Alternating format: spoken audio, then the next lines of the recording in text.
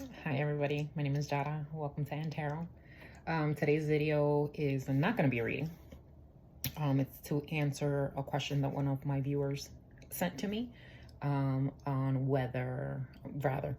what should you do if you are on your spiritual path but you find yourself stuck? How to progress. There's no one size fits all formula.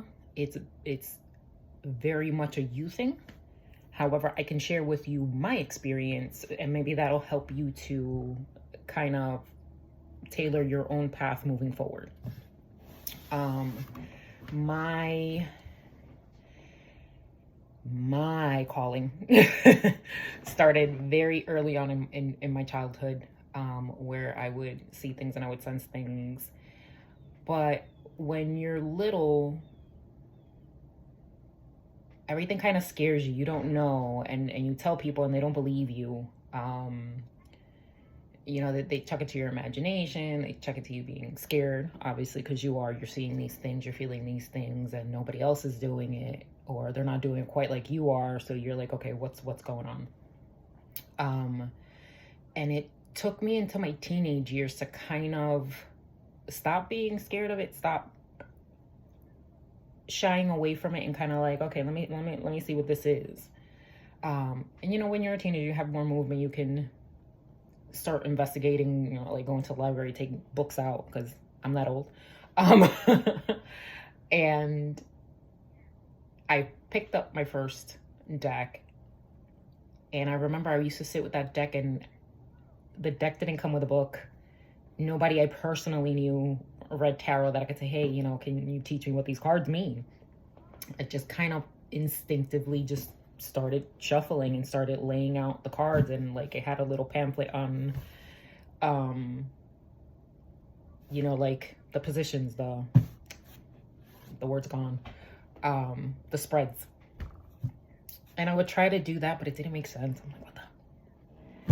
And back then I didn't know anything about tapping into your spirit guides and calling your spirit guides. Like, you grow up, you know, your guardian angels are with you, and you know that the whole Catholic kind of path that my family at the time was practicing, but nothing like what I was feeling. What was kind of like an energy bubbling in me, and I started having dreams. And the one dream that just kind of set it all off was my best friend at the time. I started dreaming about his death. I would dream about his death, him driving, you know, down a road in his car, direction, late at night, and I would just see him crash his car and die. And some parts of that dream were like the same in every dream, but like the way that he would die, like where he would crash, would be different, but it was always consistent. And I had this dream, I want to say about a dozen times within a year and a half span, and he ended up dying. He ended up crashing his car, same road, driving in the same direction, same time of night. He crashed and he died. And the whole entire time that I was having this dream about him, I kept telling him, listen, you need to be careful. I had this dream, you're gonna die. Don't leave me. Don't do this. Stop, you know, because he did like to speed. He worked 24/7, the kid, and he was always tired. And I would tell him, like, you need to be careful. And then he died, and at that point I said, you know what, whatever this is, whatever it is that I have, I don't want it. I don't want it. If this is what it does, if this is what it's gonna show me, I don't want it. And I don't even know that I threw my cards away. I just know that those cards ended up disappearing, like all my esoteric things that I had collected. They were gone. And in a 20-year span, they were still there, still trying to talk to me, still trying to send me messages, and they would send me messages, and I would ignore them because I want nothing to do and I'm going to live my life and I don't need you guys, and you guys give me crap information and blah, blah, blah. Excuse after excuse after excuse. And in 2019, I had a major tower moment in my life. Major tower moment in my life. And that, without a shadow of a doubt, I knew that I had to stop ignoring my gift and I had to start using it. God had called me for a purpose, and I could no longer ignore it. And you would think that, you know, God's knocking on your door telling you, hey, start using these tools I gave you, and then automatically you're going to be like the best at it. No, like, it's been a 3-year journey for me to develop my relationship with my guides, to get clear on how they like to communicate with me, how I was allowing them to communicate with me too, because I had to get rid of a lot of the blocks that I had set up in order to be able to ignore them for that many years. And the most beneficial thing that I found was meditation. And as cliche as it sounds, it's effective. And I know that when you first start off with meditation, it's so hard because as soon as you try to sit and you close your eyes and you try to sit still, like, my head will start itching, or like my thigh or the bottom of my foot, or did I turn the coffee pot off? 50 million intrusive thoughts are going to come into your head trying to mess with this new process that you're starting. But that quiet, that calm, that intention of you tapping into that energy that is your guides is what's going to help you progress. It's what's going to help clear the blocks. It's what's going to help you let their communication come in for you to progress further. It was incremental. It wasn't, I mean, it's a 3-year journey that I've been on since, I stopped ignoring them. And it trickled in until the trickle became a little bit, faster, a little bit more potent, and till now where I could just sit and boom, they come in.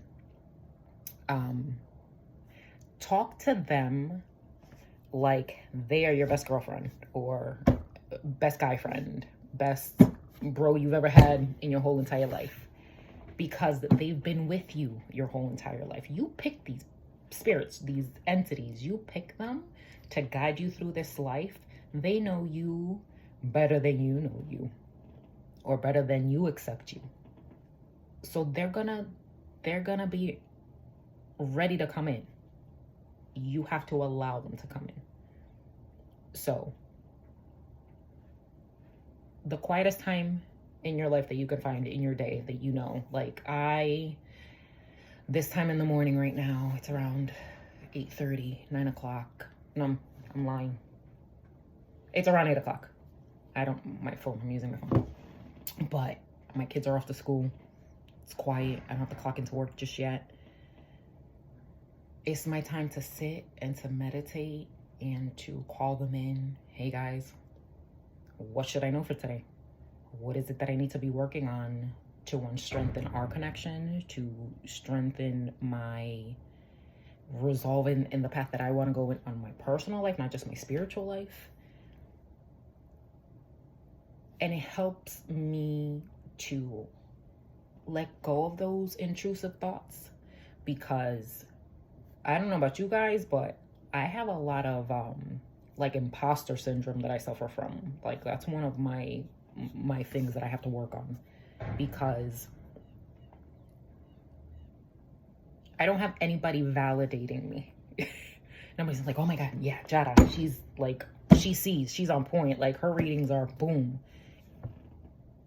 It's basically whoever watches and taps into my videos and resonates with them, that any validation comes in. Like, I have to validate myself. We all have to validate ourselves. So you will know whether, okay, I'm getting better at tapping into my guides, or this still isn't working for me. And then going with what feels good. Does it feel good to sit in a chair and try to close my eyes, or does it feel good to like go take a walk outside, go sit in the sun, go walk on the beach, sit in your living room in a comfy chair with a cup of tea and a stack of like yarn and needles. Like, I just remember this. When I first started trying to meditate, like, I quit the whole sitting down. I quit, and one of my hobbies is to knit, to crochet. So I was just, because it's repetitive. You're not really thinking about anything other than like keeping the stitch, which is a meditation. Find that thing where you lose your thought, where you're not really thinking. It's just a repetitive motion that you like to repeat, and it doesn't involve you overthinking. Just concentrate on that thing, and that is gonna help to kick it off. Where if I can do it this way and I notice the peace, maybe I can sit and not do this, but still feel the peace. Still feel the calm. Still feel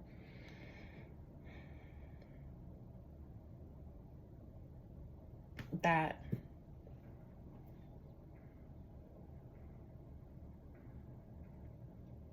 resonance when you tap into them, when you feel like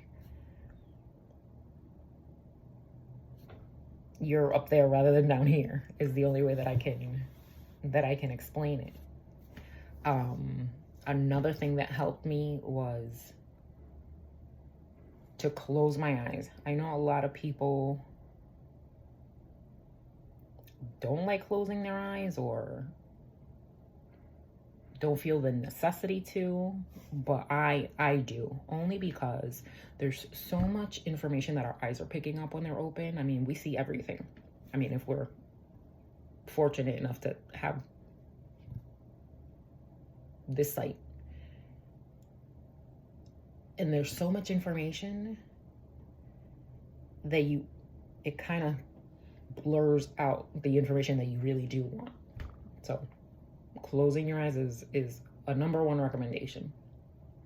Having someplace quiet. If you like to have just white noise in the background, have it. If you don't need it. Just kind of try anything that you find soothing to kind of to get you started. Kind of like baby steps into the whole meditation process.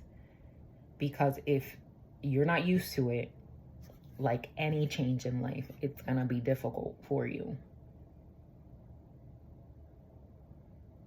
But you gotta start. You gotta do it. Especially if you want to progress in this. If you feel yourself being called to reading cards, reading teacups, reading smoke. I mean, whatever your preferred medium is, and you feel like you're stuck in getting answers, and you feel like your ego is trying to do more of the work than your higher self,